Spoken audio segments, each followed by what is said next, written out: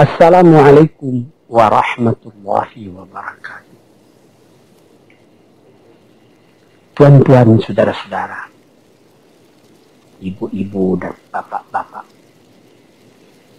yang sudi mendengarkan keterangan agama yang saya berikan di dalam kaset ini. Moga-moga Tuhan melimpahkan, mengurniakan rahmat dan nikmat-Nya kepada kita semua. Saya akan membicarakan suatu ayat yang bertemu di dalam surat Al-Baqarah. Bunyinya, Allahu waliyul ladzina amanu yukhrijuhum minadh dhulumati ilan nur. Walladzina kafaru awliya'uhumut taghut yukhrijunahum minan nuri ila dhulumat. Artinya, Allah adalah menjadi pemimpin bagi orang-orang yang beriman, orang yang mempunyai kepercayaan yang teguh. Dan Allah, apabila orang itu telah betul-betul menganggap Allah menjadi pemimpinnya, Allah pun menjamin mengeluarkannya daripada gelap gulita kepada terang benderang. Gelap gulita kebodohan kepada kecerdasan. Gelap gulita kehidupan tak tentu arah kepada tujuan yang sejati. Sebaliknya, orang yang kafir yang tidak percaya kepada Allah, maka sebaliknya yang terjadi, daripada terang benderang, dia akan dipimpin oleh taghut,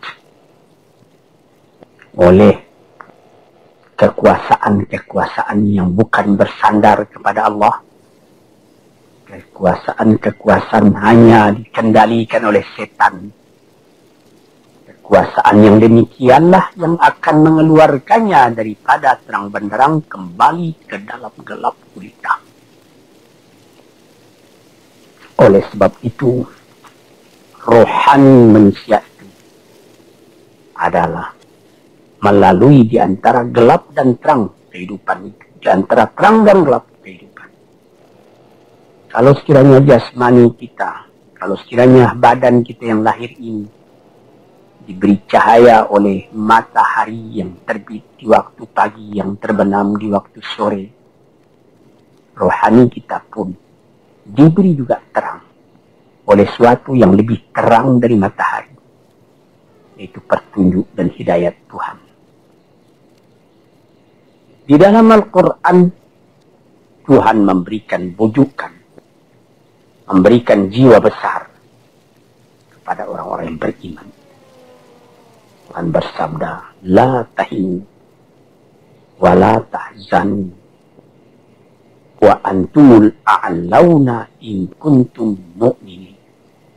Engkau ini adalah orang yang tinggi kalau engkau tetap memegang kepercayaan kepada Allah Subhanahu wa ta'ala. Di dalam perjuangan hidup di dunia ini, perjuangan antara yang hak dengan yang batil, antara gelap dengan terang, antara keyakinan dan keraguan, manusia berjalan di sekitar itu. Di kiri dan di kanan kita berjumpalah gelap dan terang. Maka diberilah pedoman manusia tadi. Apa pedomannya? Walaupun bagaimana hebatnya, gelora, tofannya, alim bubu, ombaknya dan gelombangnya kehidupan itu, manusia mesti teguh berpegang kepada iman. Sebab kehidupan di dunia itu menurut peraturannya ialah tidak ada yang tetap. Yang tetap itu ialah berubah. Berubah itulah ketetapan yang ada dalam dunia. Panas sangat terik, benar, nanti akan hujan. Hujan sangat lebat, benar nanti akan panas. Di suatu tempat terjadi hujan yang lebat, berhari-hari timbul banjir. Ya, banjir itu tidak tiap hari, nanti dia kering lagi. Di laut pun demikian pula. Ada pasang naik, tergenang ke atas. Besok pagi air itu sudah kering lagi, surut pasang. Begitulah kehidupan di dunia itu. Itu harus kita yakini supaya kita jangan terombang-ambing dalam kehidupan itu. Kalau kita sudah mulai terombang-ambing, tahu-tahu walaupun bagaimana terangnya hari, gelap timbul dalam jiwa kita sendiri. Walaupun panas terik, kita berhujan. Hujan oleh keringat kita sendiri. Jadi yang penting di sini menjaga hati. Sampai Rasulullah, Nabi kita Muhammad SAW, inna fil jasadi mudghatan.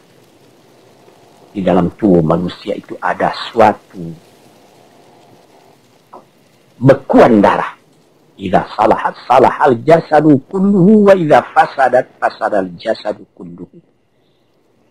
Kalau ini segumpal daging baik, seluruh badan jadi baik. Kalau dia rusak, seluruh badan jadi rusak. Apakah itu? Hati. Kendali terletak dalam hati kita. Hati artinya penuh. Bukan saja berarti pada daging, tapi pada hati dari hati, isi dari hati. Atau juga akal kita. Sebab itu, maka kalau satu waktu saya pernah mengajarkan doa yang mengandung 8 sifat-sifat lemah, menghilangkan kemerdekaan manusia. Hari ini saya pun akan mengajarkan doa yang diajarkan juga oleh Nabi.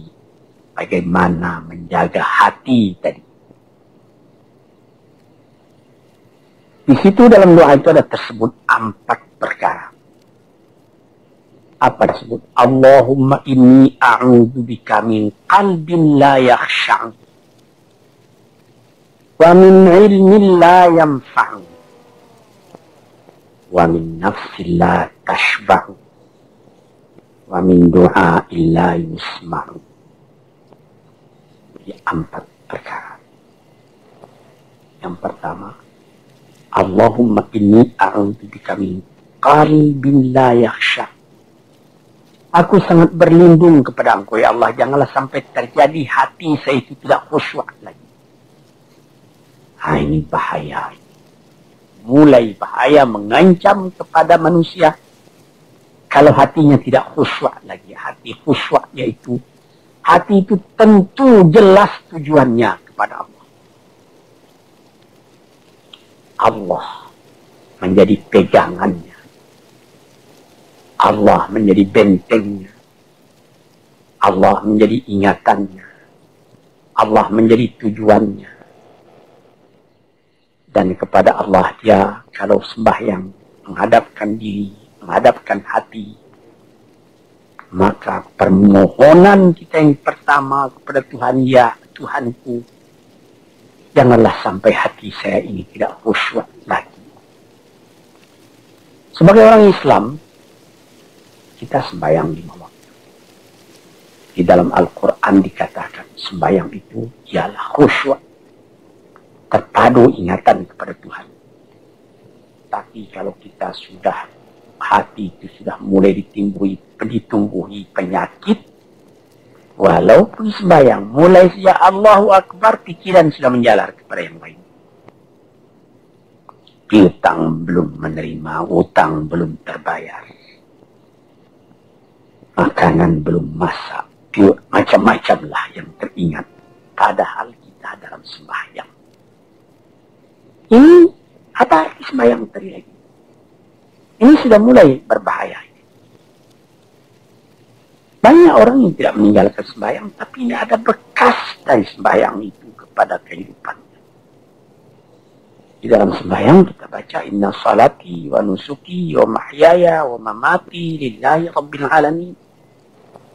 Sesungguhnya sembahyangku dan ibadatku dan hidupku dan matiku sama sekali terserah kepada Allah. Ini dirasakan dalam hati, bukan cuma disebut di dalam mulut. Bagaimana dikatakan, bukan jadi lip service sebagai seput tangan penggosok-gosok mulut, bukan begitu. Yang dari hati. Kalau sudah dari hati yang khusyuk, ini berbekas kepada kehidupan.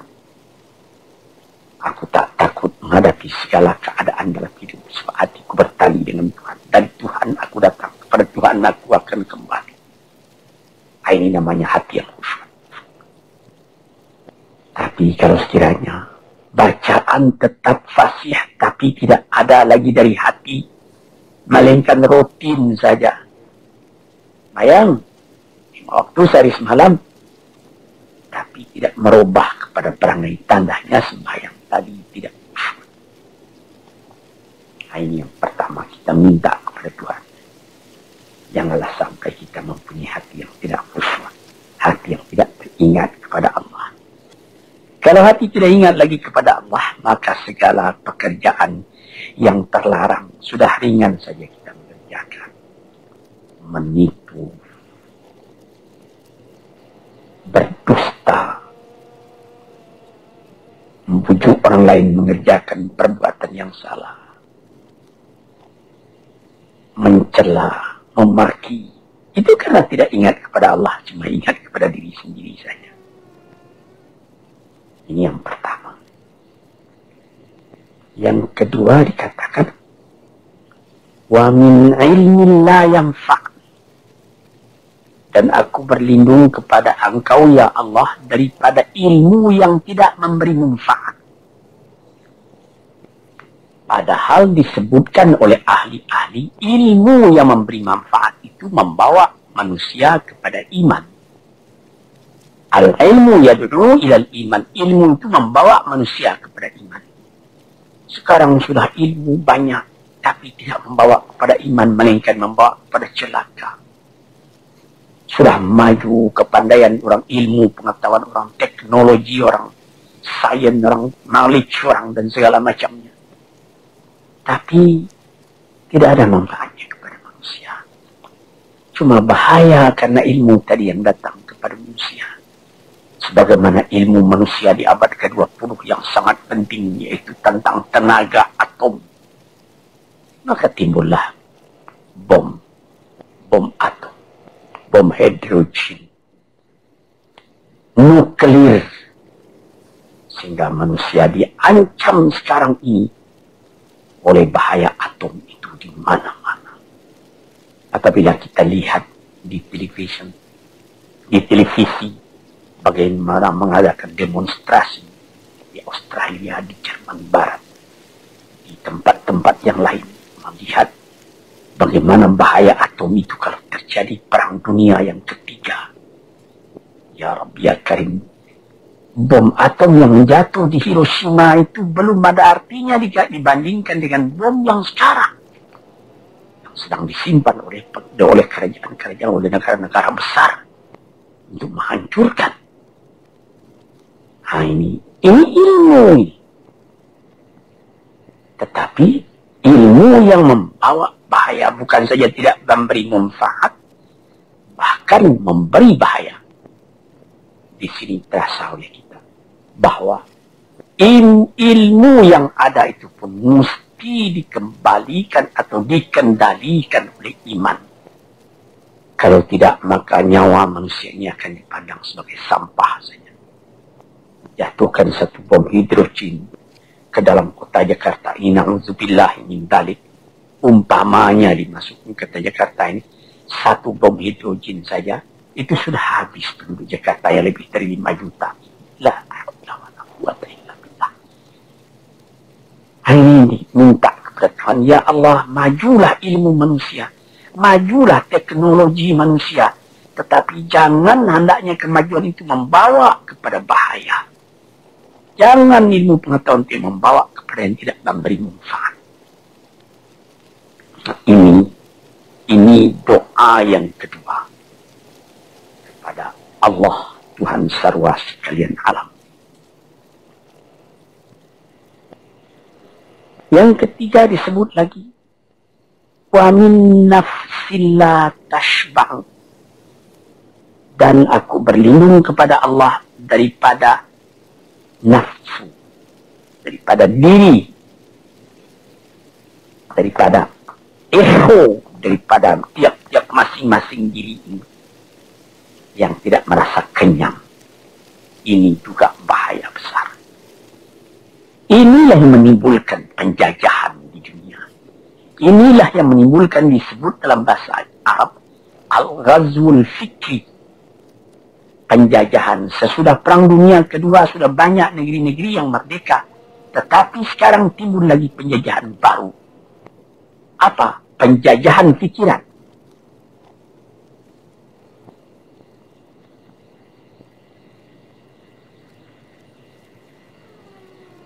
Sehingga bangsa yang merdeka tadi tidak merdeka lagi pikirannya.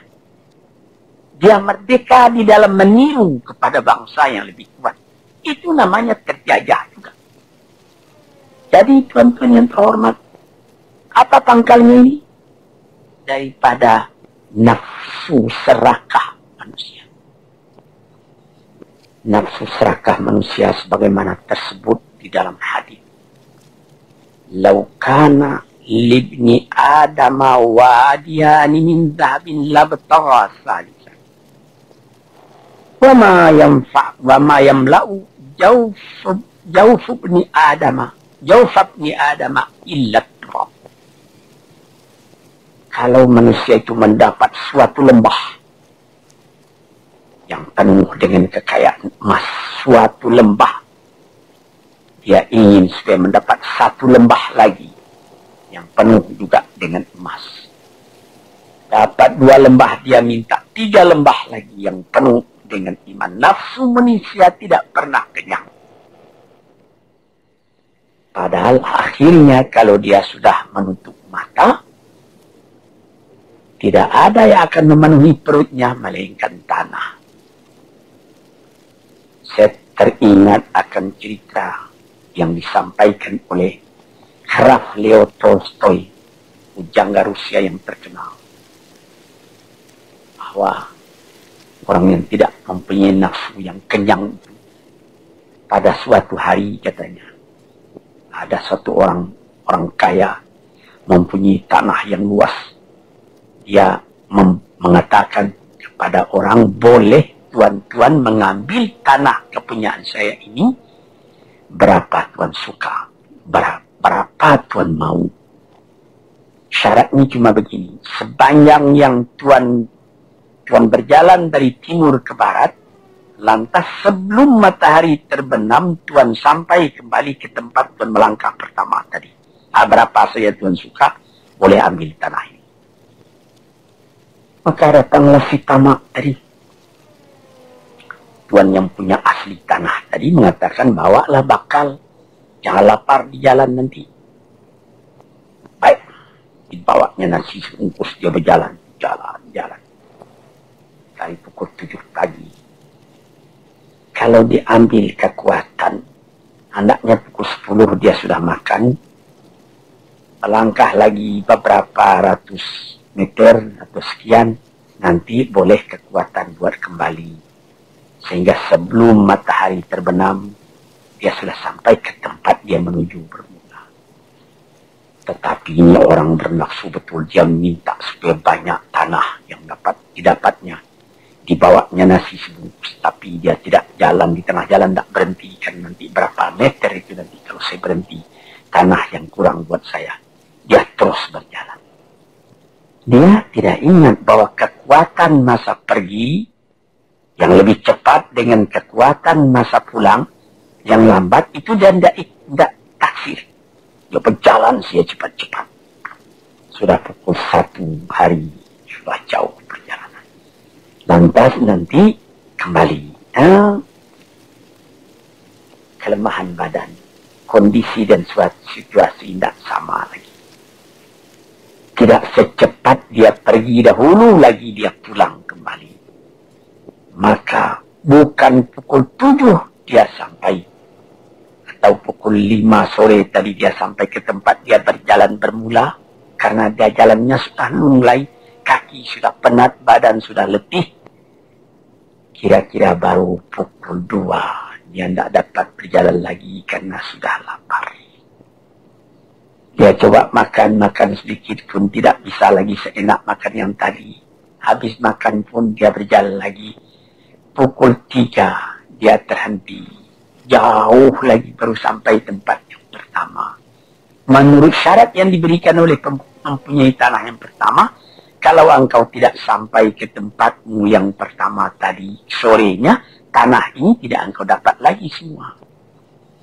Memang tidak sampai dia. Pukul 4 dia sudah berhenti berjalan, tidak kuat lagi. Mata sudah gelap. Akhirnya karena terlalu capek, terlalu penat, mati dia di tengah jalan. Berapa dia dapat tanah tadi lagi? Cuma sepanjang badannya untuk kuburannya, yang lain tinggal semua. Ini satu misal yang dibawakan oleh Graf Leo Tolstoy yang sesuai dengan hadis Nabi tadi. Nafsul la tashba. Diri manusia yang tidak pernah merasa kenyang. Kita berkehendak tidak berbatas. Tapi tenaga kita sendiri berbatas. Ini kerap kali tidak difikirkan oleh manusia. Dia punya angan-angan, dia punya macam teori yang dikeluarkan. Dia lupa bahwa nanti tenaganya itu akan terbatas karena sakit, karena lapar, karena tua.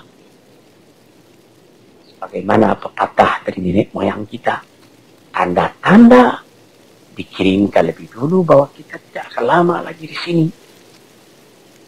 Apa? Rambut, gigi, mata sudah mulai kabur. Uban sudah mulai bertabur. Gigi sudah mulai gugur. Kulit sudah mulai kendur. Kalau mata sudah kabur, uban sudah bertabur, gigi sudah gugur, kulit sudah kendur, sudah 4 perkara. Yang kelima ialah pintu kubur. Ini kerap kali manusia lupa yang demikian. Sebab itu dikatakan, ya Tuhanku, janganlah sampai aku ditumbuhi oleh penyakit nafsu yang tidak mau kenyang-kenyang itu. Nah ini, kemudian itu timbul lagi doa yang keempat. Sebutkan di situ, wa min du'a illa yusma'. Ini lebih berbahaya lagi. Ini sudah puncak dari bahaya. Apa artinya? Dan aku berlindung kepada engkau ya Allah daripada doa yang tidak didengar lagi. La ilaha illallah. Mendoa ya Allah, kasih aku ini, kasih aku kesempatan, tapi tidak didengar lagi. Tuan-tuan, para pendengar kaset yang tercinta, ada tersebut dalam hadis Nabi, wa malbasuhu haram, wa mashrabuhu haram, wa ghudhiya bil haram. Ya Rab, fa'anna yustajab lah. Ash'asa, aghbara. Badan sudah penuh dengan kekotoran, penuh debu. Yang muduk ilaihi ila sama, menadahkan tangan keduanya ke langit. Ya Rabbu, ya Rabbu, ya Tuhanku, tolong aku, ya Allah, bela aku. Padahal yang dimakan haram, yang diminum haram, dibesarkan dengan yang haram. Fana yustajabulah. Dengan jalan apa Allah Ta'ala akan mengabulkan doa itu? Badan kotor menghadap kepada yang bersih, meminta diberi kebersihan. Bagaimana caranya? Contoh yang terhormat. Pernah dalam Quran Tuhan mengatakan, la yanzuru ilaihi wa la yukallimuhum Allah wa la yanzuru ilaihi. Allah tak mau mengajak dia bercakap dan Allah tidak memandang kepada dia. Saya sendiri dengan segala kerendahan hati mengatakan bagaimana beratnya kita bertemu dengan seorang orang besar. Lalu dia mengulurkan tangan kepada kita. Tapi mata kita tidak dilihatnya. Sengsara rasanya. Bagaimana dengan Tuhan kalau Tuhan tak mau melihat kita? Sebab itu, para pembaca, pendengar kaset yang tercinta, berdoalah kepada Tuhan supaya hati kita selalu terbuka. Jangan sampai kita mempunyai hati yang tidak khusyuk, ilmu yang tidak memberi manfaat, jiwa yang tidak pernah kenyang, dan doa yang tidak didengar. Ya Allah, dengarkan doa kami dan tunjukkan kepada kami jalan yang benar dan beri kami terang dalam kehidupan ini. Yang keempat ialah wa min du'a illa yusma. Dan aku berlindung kepada Engkau ya Allah, jangan sampai doaku tidak terdengar, tidak didengar oleh Tuhan. Sebagaimana kita tahu, doa itu adalah mukhul ibadah, tulang sumsum daripada ibadat kita sendiri kepada Tuhan. Segala perbuatan kita patrikan dengan doa, dengan harapan mudah-mudahan diizinkan oleh Allah. Disampaikan maksud kita, macam-macam yang kita minta kepada Tuhan. Tapi kalau doa itu sudah tak diperdulikan lagi oleh Tuhan, apa celaka kita, apa daya kita, apa upaya kita. Di sini kita melihat apa sebab maka doa tidak didengar oleh Tuhan, tidak diperkenankan oleh Tuhan. Tentu saja bukan dari salah Tuhan, melainkan dari salah kita sendiri. Di dalam Al-Quran dikatakan, iyyaka na'budu wa iyyaka nasta'in. Al-Fatihah tersebut, kepada Engkaulah kami menyembah ya Allah, dan kepada Engkau kami minta tolong. Tapi dengan tidak sadar, kerap kali kita berbuat terbalik. Iyyaka nasta'in wa iyyaka na'budu, kepada Engkau kami minta tolong, lalu kepada Engkau kami menyembah. Minta tolong dulu baru menyembah.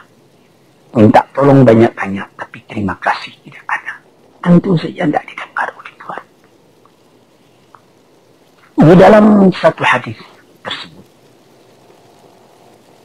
Asy'asa al-Ghabbara yamuddu yadayhi ila as-sama'i ya Rabbu ya Rabb, wa mat'amuhu haram, wa mashrabuhu haram, wa malbasuhu haram, wa ghudhiya bil haram, fa anna yustajabu lah.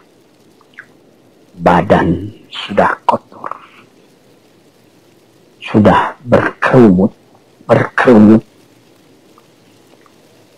kesusahan, kegelisahan kehidupan terbayang kepada tubuh sendiri. Lalu menadahkan tangan ke langit meminta kepada Allah, ya Tuhanku, ya Tuhanku. Bagaimana Tuhan bisa mengabulkan? Dengan pikiran yang kotor engkau menghadap kepada Tuhan. Kalau tidak terkabul, jangan Tuhan yang disalahi. Hatimu sendirilah salahi. Apa yang engkau perbuat dalam kehidupan ini? Mana terdesak engkau ingat kepada Tuhan. Di zaman kesenangan engkau lupakan Tuhan. Di dalam mendapat percobaan engkau merengek mengadu kepada Tuhan.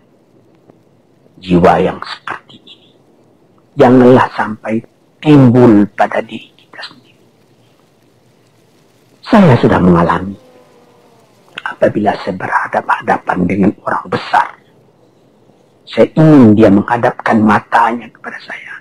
Apa kabar saudara? Kabar baik. Dia lihat mata saya lihat mata dia. Tapi kalau ketika dia bersalam dengan saya, dia melihat kepada orang lain, bukan main sakit hati saya. Apa salah saya maka dia begitu? Mengapa tidak saya yang dipandang? Sedangkan dengan sesama manusia lagi begitu perasaan kita. Bagaimana dengan Tuhan? La yanzuru ilaihim wa la yukallimuhum. Allah tidak memandang sebelah mata kepada Allah, kepada kita. Allah tak mau bercakap, tidak mau bercakap dengan kita sepatah pun. Langit mana tempat kita bernaung, bumi mana tempat kita berpijak kalau sudah demikian keadaannya. Ini yang dijaga tuan-tuan yang terhormat dalam doa keempatnya itu. Hati janganlah sampai tidak khusyuk. Ilmu janganlah sampai tidak memberi manfaat. Nafsu janganlah sampai tidak kenyang. Dan doa janganlah sampai tidak didengar. Saudara-saudara, moga-moga Allah memberikan kepada kita hati yang terang.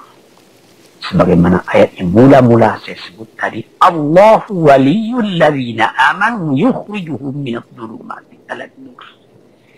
Allah lah jadi pemimpin bagi orang yang beriman, sehingga dari gelap gulita dibawa dia oleh Tuhan kepada terang benderang.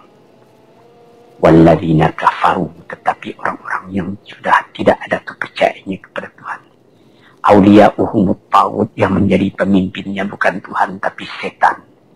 Dia akan membawa orang itu daripada terang benderang ke dalam gelap gulita. Kita jadi meraba-raba dalam gelap kehidupan. Dalam meraba-raba itu masih ragu entah kemana akan pergi. Maut pun datang. Gelap selalu. Di dunia gelap, di akhirat pun gelap. Na'udzubillah min dzalik. Hadirin yang terhormat, para peminat kaset ini, moga-moga semuanya ini menjadi kenang-kenangan kepada Tuhan di dalam perjalanan yang jauh, di dalam keistirahatan hidup, sehingga mendapat ketetapan hati dan tumakninah. Assalamualaikum warahmatullahi wabarakatuh.